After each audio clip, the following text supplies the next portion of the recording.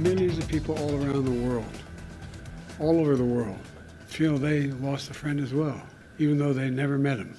And that's because Jimmy Carter lived a life measured not by words, but by his deeds. Condolences have been flooding in for former President Jimmy Carter. He died today at his home in Georgia, surrounded by his family. Good evening, everyone. I'm Jackie Bang.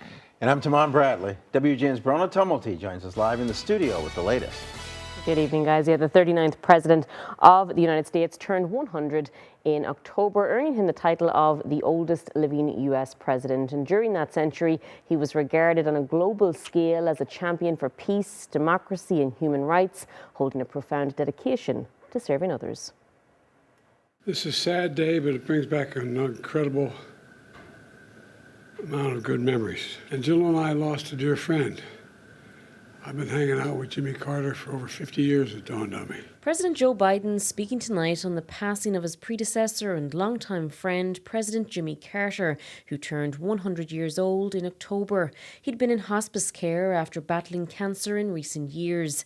We're told as he took his last breath at his Georgia home today, he was surrounded by his family, which includes 4 children, 11 grandchildren, and 14 great-grandchildren. On behalf of the world, the whole nation, we send our whole heartfelt sympathies and gratitude.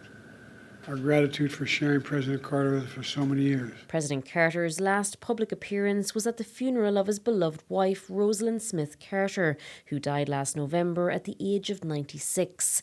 They were married for 77 years. I do take some solace in our kids were saying it, that they're united once again.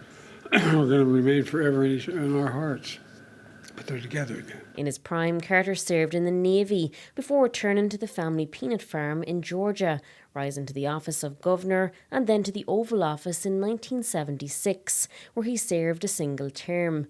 But in the years following his presidency, he established a humanitarian legacy, founding the Carter Center with his wife in Atlanta in 1982, promoting peace and democracy worldwide, even winning the Nobel Peace Prize 20 years later. The pair also routinely donning hard hats and hammers to help build homes with Habitat for Humanity. The rest of the world looks to us.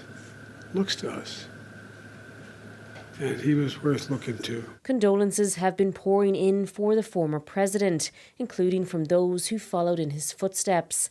President Barack Obama writing in part, Jimmy Carter promised voters that he would always tell the truth, and he did, advocating for the public good, consequences be damned.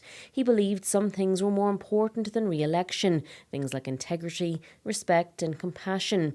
Michelle and I send our thoughts and prayers to the Carter family and everyone who loved and learned from this remarkable man.